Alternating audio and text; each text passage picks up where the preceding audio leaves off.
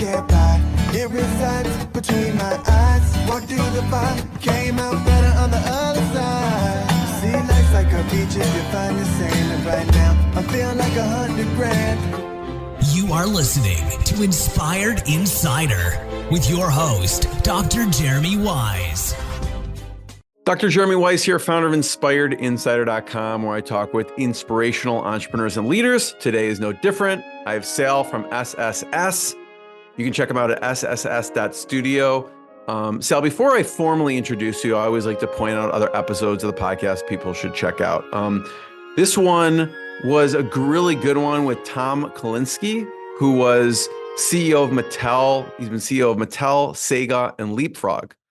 And Sal actually had a lot of learnings and experience at Mattel, and also they're a client of SSS. So we'll talk about that.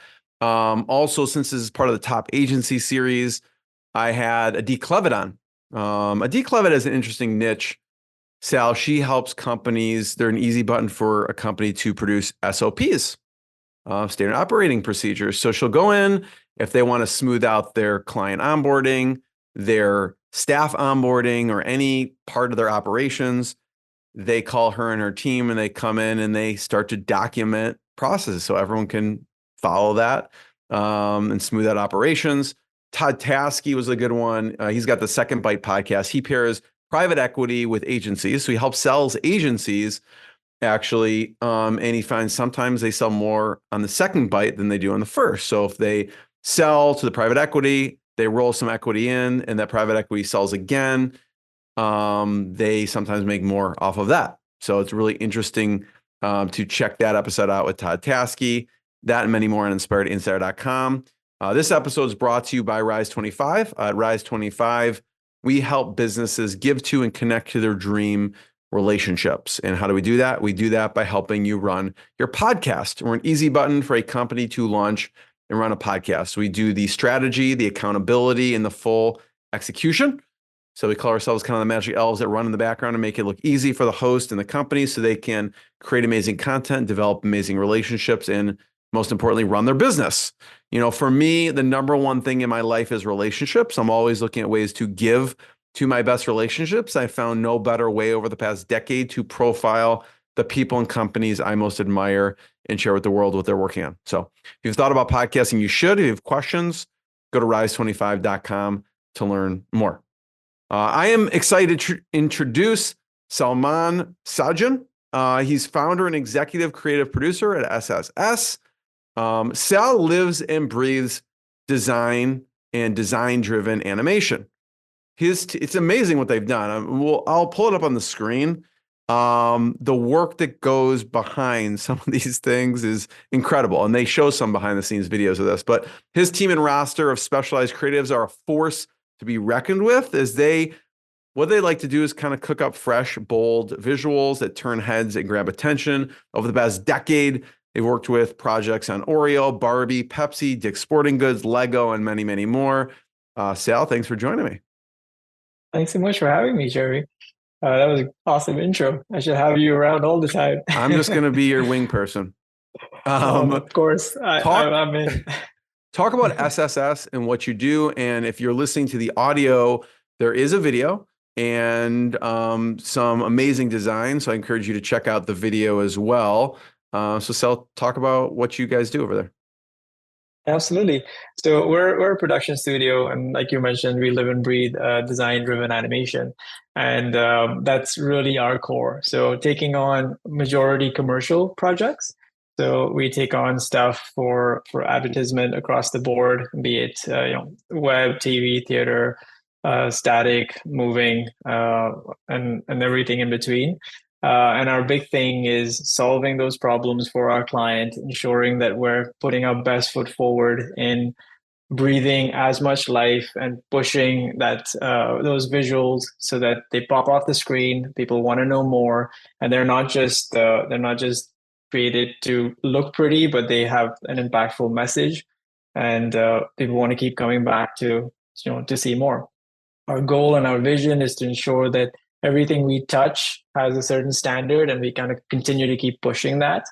and eventually you want to eliminate all sorts of bad design that's out there, all sorts of, we feel like everyone watching ads or commercials across the world should be watching it at a high level. They should be seeing things that are, that are good and sound in design.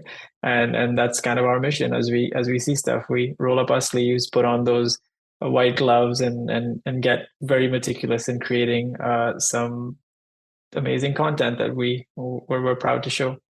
We'll talk about why and how you started the agency.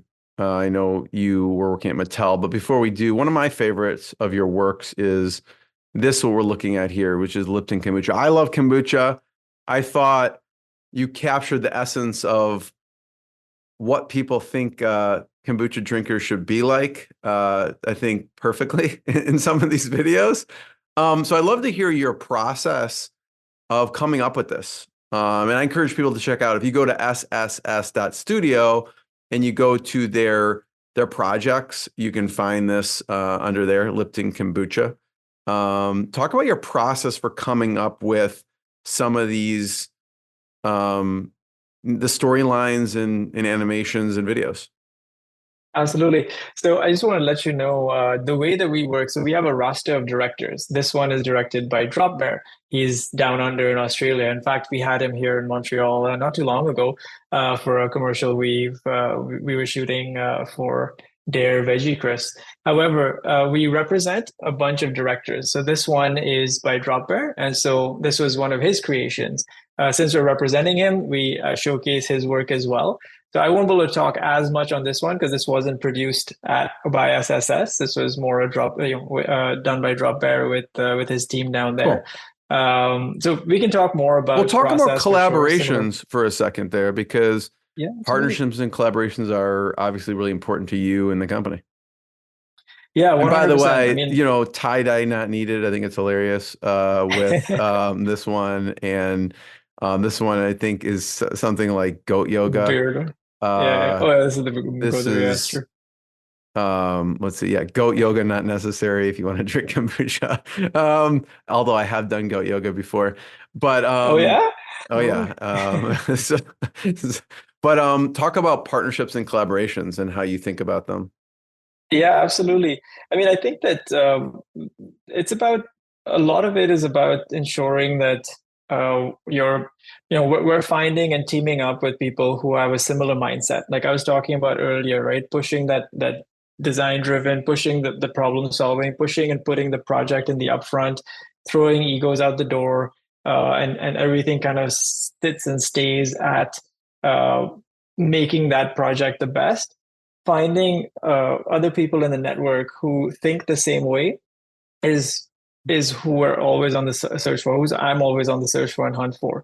And when we find those sort of collaborators, then it's a lot about letting their voice be heard, giving them the space and time to kind of do what they need to do. So we're constantly looking, and when I'm talking about internally as building our team out, or getting all set and all crewed up for a certain job, that's kind of our big thing. And then when it comes to clients as well, it's sort of similar. That collaboration and that partnership that we're looking for from them is for them to be able to trust us and know that we have their best, the best intentions at heart, and we're pushing to make that project a success. We know that they're the experts in the field in terms of for their product, but they come to us as the experts in our field, and with that mutual respect, really pushing to kind of make things awesome.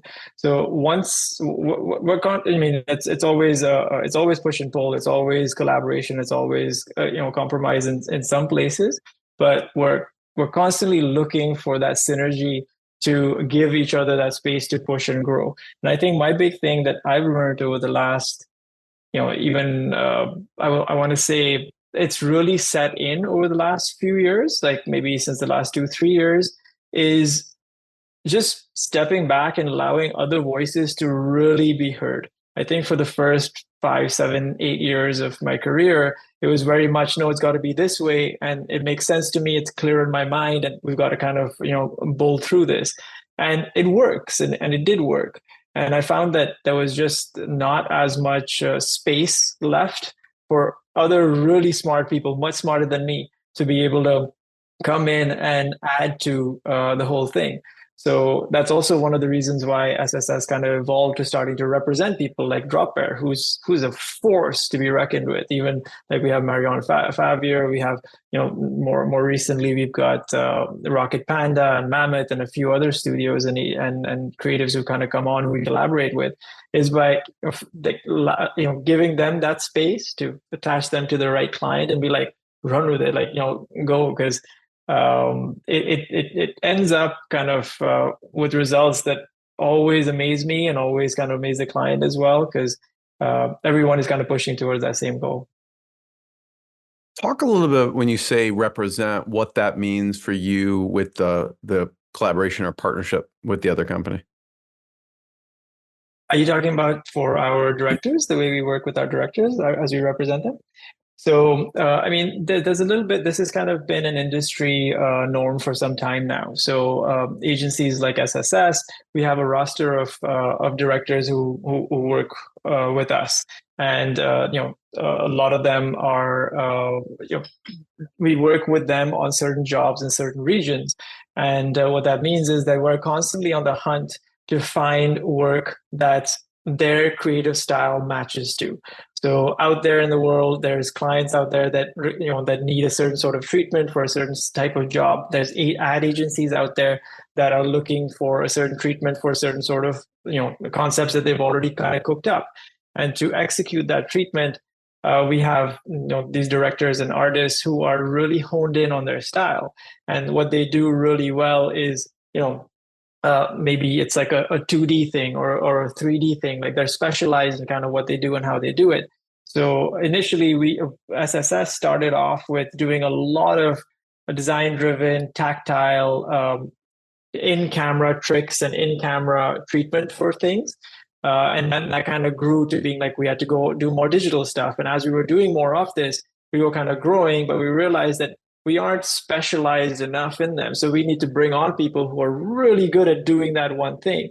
And as such, we kind of grew into kind of finding the right directors who are really, really good at owning that creative. And then we help assemble a solid team for each one of them as we go into that project. So we represent them in that way, that we take we have their work, we work with them, and we're constantly kind of finding the right leads to attach to the right creatives. One example of this, Sal, is Dick's Sporting Goods, right?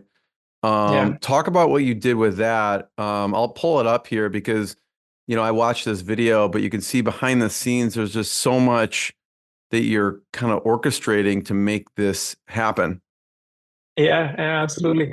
I mean, and talking about collaborations, this was also with we had another partner with this as well in the US called Aggressive. So we worked with them on this. But our director Heston was the one who directed this. He's on our roster, and it was such a fun project because fun is one way to put it. I mean, looking at the way you set up this ping pong thing, I wouldn't call it fun. I'd call it intense. I don't know what word I would use, but this is like this is a serious system that you've set up.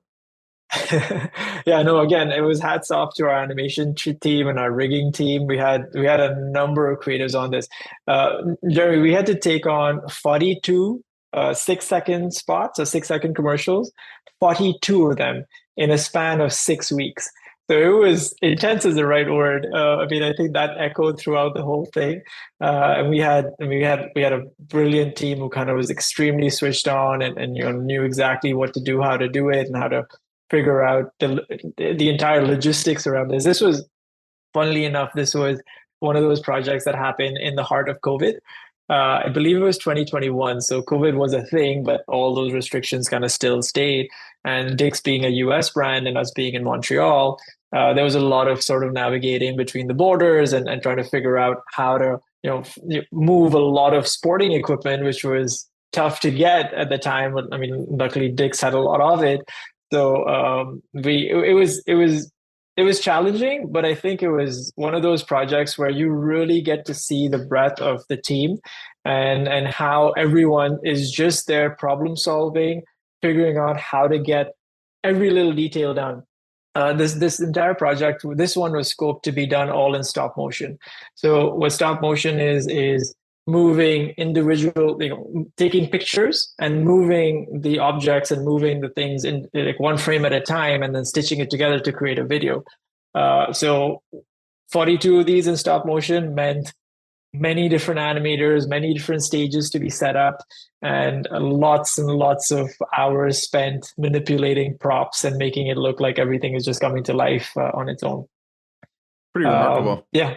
It's honestly, I know you were saying intense and sounds, seems intimidating, but this is what kind of, gets myself, and I'm proud to be saying our team really excited and alive to wake up and come to work in the morning, because it's exciting. I'm glad someone wants to do it. Solving these. I'd be like, forget it. There's no way. No, honestly, I was watching these, you actually handcraft these, I don't know what you call these figures. These little puppets. Yeah, the puppets. These are the ones. It's crazy. Yeah, this was also a really fun project. This was done for I guess the government insurance board in Ontario. This was a really fun one. I think we did about 4 of these initially. Then we did a sequel to it, and we did 4 more. We did 5 initially, and then it did really well, and the agency came back for more, so we did 4 more of them. But yeah, every little detail in here was handmade. We had a bunch of sculptors and the production design of it. So what you see is what you get. Like there was nothing in this one that was done in post-production or CG. And it was fun because everything was scaled down and everything needed to be made to kind of get a look and feel. And this was back in 2019. But I remember for this one too, we built a bunch of personas and created some rules.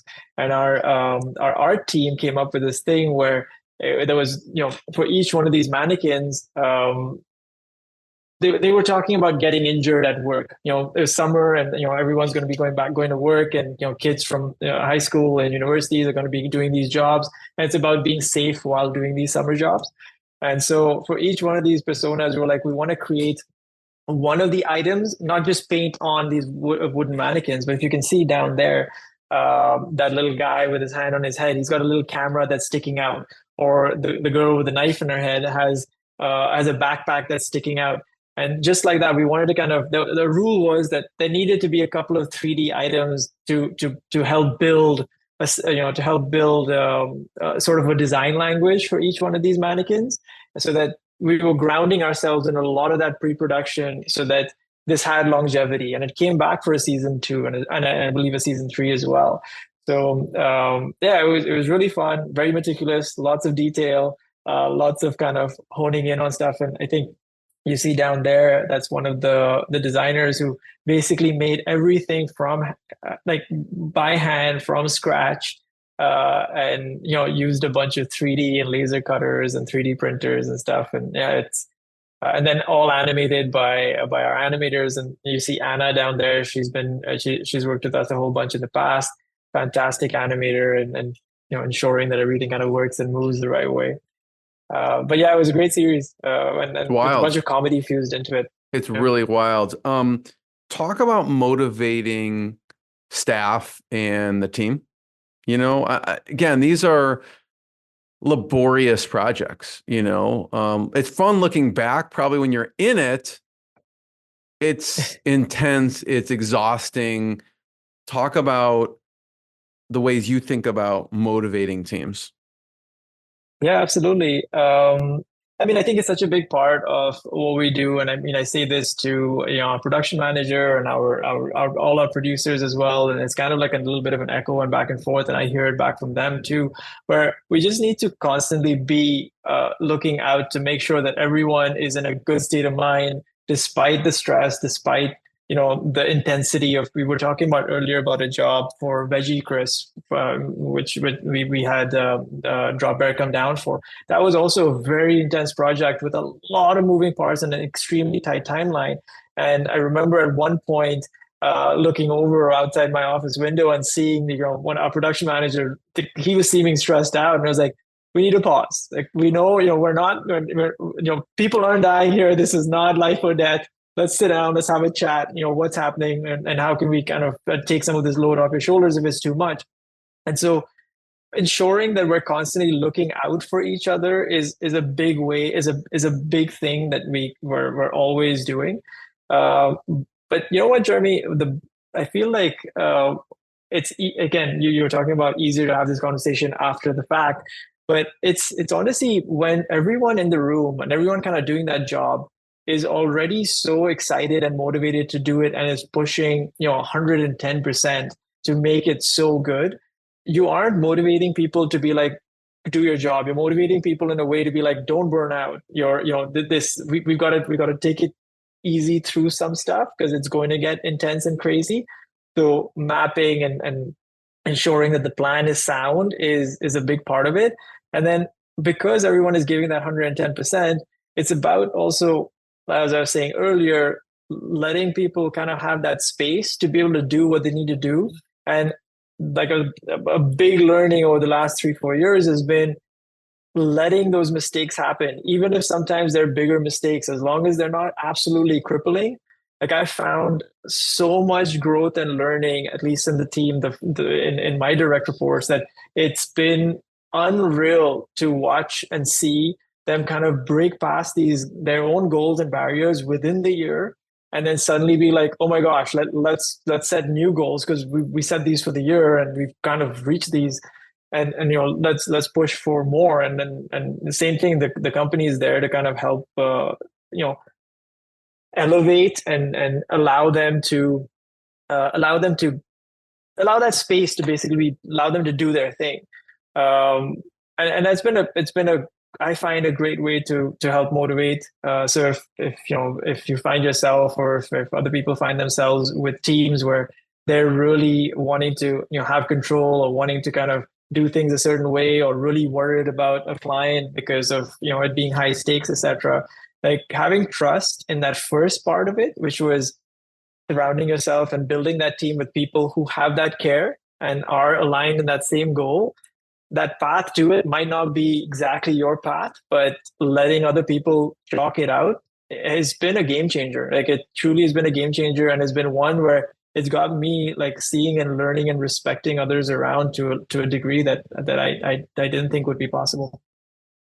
Because does that go back to kind of what you were saying in the first, 5-7 years, you would tend to be more the force leading it, and now you're stepping back and letting other people lead it? Am I understanding it? Yeah, that's pretty much it. And the more and more that I've been doing that, I've over the last 3-4 years, I've realized that my role has definitely changed, and the fact that we've got a great team. Like, we've got a great team of people who are just great and amazing at what they do, and they're constantly sharpening their skills on their own. Like, it's not about me having to show up and be like, all right, you guys need to get this done, or where are you with this, or we need to kind of push past. It's about hearing what they want to do, how they want to do it, how it aligns to the company goals, readjusting some of those if they're way off, with having it be in sync with where they want to go, and then building from that. So yeah, absolutely, that's exactly it. And I found that doing that has changed the way at least I motivate, and it's more around the person itself as opposed to we got to get this done. It's like, what's the growth that they're going to have within it, and how is that going to affect future projects and stuff. So from a motivation perspective, let me recap and let me know if this is right. So one, it's you have an awareness of people. I mean, you're just aware, and if someone seems stressed, at least your spidey senses get alerted and you're aware. And then second, you acknowledge it, right? So you go to the whoever the person is, and you just acknowledge it. I feel like sometimes acknowledging maybe just kind of deflates the tension. And then the third sounds like you put perspective on things. I mean, like, no one's going to die here, or whatever you say. And Yeah. Is there anything else I'm missing? So it's like an awareness, an acknowledgement, and then a perspective as part of your motivation philosophy. Definitely. It definitely is those three. And I think and the other big one is trust, right? So trusting that they know that I know, and they and even them leading their teams the same way. So they need to know that the people who they've brought on, to have trust in who they've brought on, and then and let them kind of do their thing. What talk about starting the agency, right? You're obviously having a lot of fun doing your thing. With you worked at various positions and been successful at that, including Mattel. What made you finally decide I'm gonna start my own?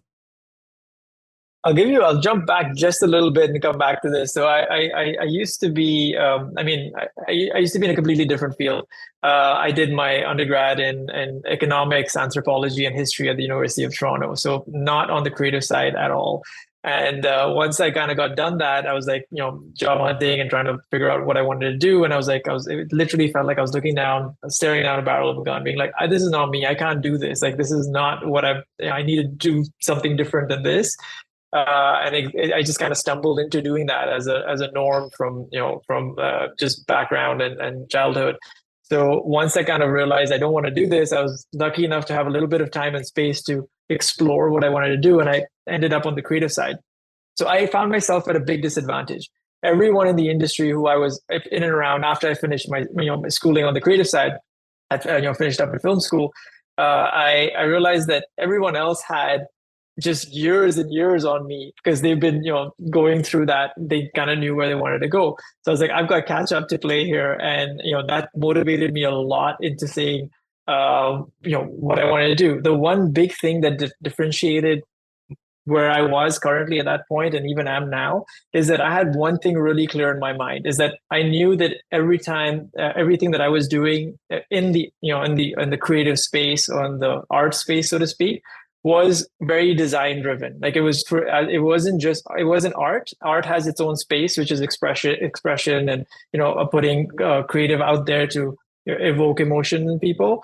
This was very design driven, as in it was there to solve a problem. So I was one of those few people in my school who, well, I would say the only guy in my at least in class in school way back now, 12 years ago, 13 years ago, where I didn't want to. I just wanted to create commercials, because I knew with commercials you were given a brief and you had to solve the problem, and it needed to be done in a way that creatively, how do you stem all that together, stitch all that together, and make it have an impact. And that's your economics brain be like, this is going to generate money for a company. Pretty much. I mean, all of those years of schooling did do something to me, changed me in some way for sure, and absolutely for the better. I wouldn't take any of that away for anything. But yeah, definitely must be part of it. And knowing that kind of allowed me to then run in a way that was like, okay, how do I, what exists out there? How do I kind of learn from people who are already doing this? And how do I add my stream of education in the past that I have and experiences to kind of add to it? So all of that led to a love for the tangible, a love for, like you were just talking about, and we were just seeing, these props and these objects that kind of are there. And so much of commercials, are about selling products. And so when you're selling a product, majority of the time they're tangible products. And there was this innate sort of love I had for, if it's a product, we need to bring this product to life and tell people about it. And what better way to do that than to actually physically use that product to do it? And so it was a bunch of exploring and diving into that art form while trying to solve problems that kind of landed me up into doing some of this stuff and realizing there aren't too many people doing this at a level that's at a high level. So training in that and surrounding myself with the right people around that kind of got me to being like, okay, we're now doing this. And it slowly kind of started to roll in terms of people started realizing and recognizing through the different platforms that that I'm there as an artist who's doing this. And that started to generate some more people excitement to kind of come in to do that. And I want to say that despite us having 5-year and 10-year goals and having that vision and mission and all those things being in place, we've very organically grown. Even just as I was mentioning earlier, we used to be very much a shop that specialized in stop motion, and we cut our teeth doing that for years. I mean, we've gone up against Oscar-winning stop motion directors and won jobs off of them, and we've done things that usually a small boutique shop like us wouldn't have done. And then that just eventually just grew to becoming representing some of the best talent around the world, and taking on things in all forms of animation. But to answer your question, where the agency started from, it was that love of solving problems, adding a really high level of artistry to those briefs, and then putting that out there with an end result and a process that the client has no shadow of a doubt that every blood, sweat, and tears, and like 110% went into it. Because you could have stayed, you'd be like, listen, Mattel's a great company. I can do my thing at Mattel. What made you decide to branch out finally? Well, I found myself a bit of a crossroads. Again, Mattel they're such a fun company to work for, as I was mentioning earlier to you as well offline, that they too still are a client of ours, and we're currently doing some jobs for them as well. And they're fantastic too. They do what they do really well for a reason, and they're as big as they are for a strong reason. And working for them on the inside was fantastic. It got me so many learning. It got me exposed to. It was kind of, I would say, towards now it's been about 5 years since I've left. I worked there for 4 years, so a little while back. So from when I joined, but they like being exposed to how a $6 billion, $7 billion company works, the framework inside, the processes that, of how they do stuff. I feel like for me, it opened up my mind to how to service such clients, how to think about how these clients think when I'm on the outside. To answer your question, what made me leave? I found myself at a crossroads. I just had my first kid, and I was always doing a little bit of SSS work outside of Mattel. But I was there was very cherry pick project, and we were very cherry pick projects, and we were a very small team taking on small stuff in the tech side and the fashion side. We did some work for Aldo, and we did some work for Google, and there was a few of these jobs that 1 or 2 a year, where I was like just building portfolio with that. I feel like I always knew that Mattel was a stop off and not anchoring a place. Because I did, what excites me about commercials is the fact that you get to touch fashion to pharma to kids to to tech, everything. You get to touch it all, and you get to kind of problem solve across the board. So to me, that's super exciting. I feel I understood and learned toys so well when I was with Mattel, that understanding the kid space I feel like we definitely have an edge, just the legalities around it, and how everything kind of works. But at a certain point after I had my kid, I was like, I got to make a choice. Either I'm going to stick and really stay in corporate, or I need to kind of give this a proper shot and give SSS a proper shot and see how it goes. And it was a very difficult decision, because Mattel made it really difficult on my end as well, because there was some great offers made at the time of me saying that I'm parting ways. But it was definitely with a heavy heart that I did make that decision. But I do think it was the right one for me and for the company. And I mean, I think it also worked out for Mattel, because we still continue to service them in a way that we put our best foot forward, and we bring in learnings that I don't think I would have had exposure to had I not done this. So adding that edge as a vendor for them. What was one or a few of the lessons you learned from working at Mattel? So a really big one, I would say, is their culture, and the way that the amount of respect given to all the different departments within that company, it's phenomenal. We've had clients across the board from like all the different industries I mentioned. Every industry has its own sort of groove that they work in. One of the big things I would say is, the Mattel culture was something that I took away, being like, I want to make sure that SSS fosters this sort of culture where everyone is given that respect, everyone is given that space to kind of grow and learn from, and where we're not, there's no dog eat dog, there's no like, oh my gosh, this is better than that. That was a really big one that I took away from them. I want to talk about, since we're talking about Mattel, Barbie and the project you worked on there. Yeah, absolutely. So this was a couple of years ago. In fact, we did some work for Barbie last year as well. Being in a Barbie year, we did a commercial That for was a them. serious Barbie year with the movie. Yeah, It was. Did you watch the movie? of course. Yeah, I it have was two great. daughters, so Oh, there you go. There yeah. you go. Yeah, I know. I mean, me and my wife kind of got one of these nights out away from the kids, and we wanted to go watch a movie, and so we ended up at the Barbie movie. It was fantastic. But yeah, A to answer your romantic date question, night. I get it. yeah, there you go. I love the fact that Mattel actually, didn't take themselves super seriously. It was a knockout. I really enjoyed that movie. The What was interesting about this project though was, like I was mentioning earlier, like, even Mattel knows us as the agency that takes on a lot of stop motion and does a lot of things in camera. And so this was a series that they wanted to take on and do, which was more about, well, it was a series that needed to be done in 3D.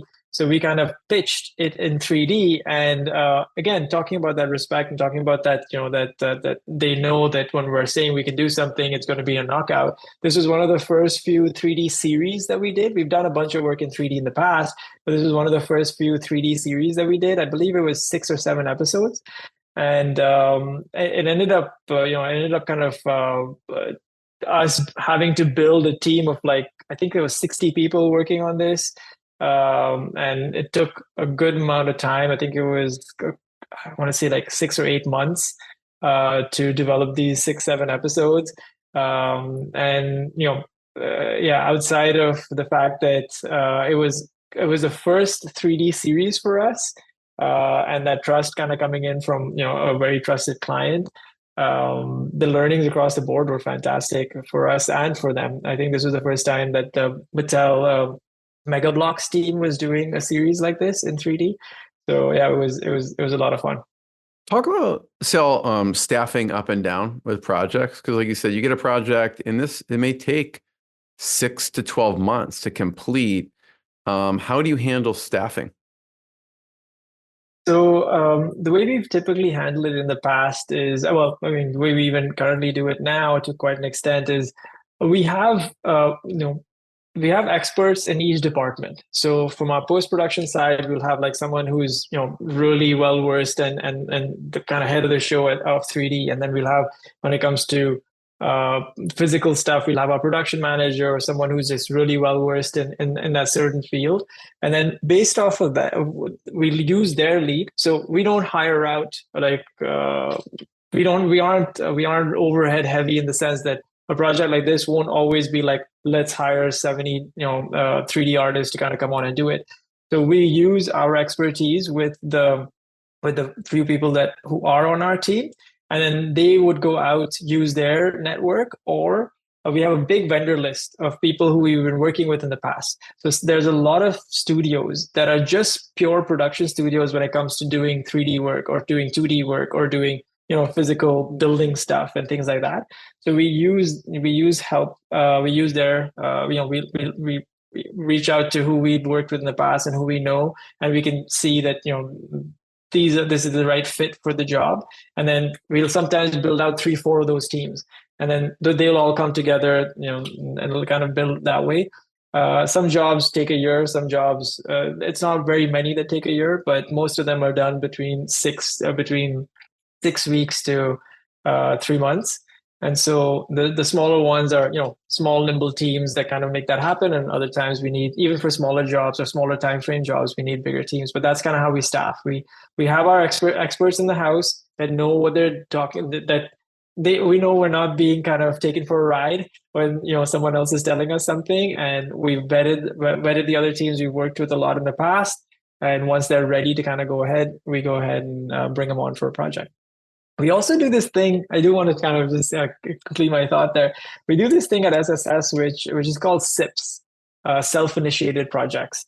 And so our roster, when they're sitting on the bench or they're in between projects, we do these things called sips. So you want to sip before you take a big chug and you jump into a big client project. So we have our creatives kind of team up with some of these vendors who we've been sourcing in the past and chatting with. So we want to make sure that they can, we invest in this. So, we bring them on and we basically let water run through the pipes, see how it goes, see how our producers are working with them, how, any flags, any issues. we chat with them about it. We make sure that they're vetted from that front. And then once we see the quality and the results is when we kind of ramp them up to a smaller project. And then once that's done well, then we ramp them up to a bigger project. That's usually our pipeline for vendors, and staffing kind of falls within that. I love it. Sal, first of all, I just want to thank you for sharing your journey and lessons. It's fascinating. I want to encourage people to check out sss.studio to learn more and check out projects. And Sal, I want to be the first one to thank you. Everyone, we'll see you next time. Thanks, Sal. Thank you so much, Harvey. Thanks. What I got, you can't buy. It resides between my eyes. Walked through the fire, came out better on the other side. See, life's like a beach if you find the sailing right now. I'm feeling like $100 grand.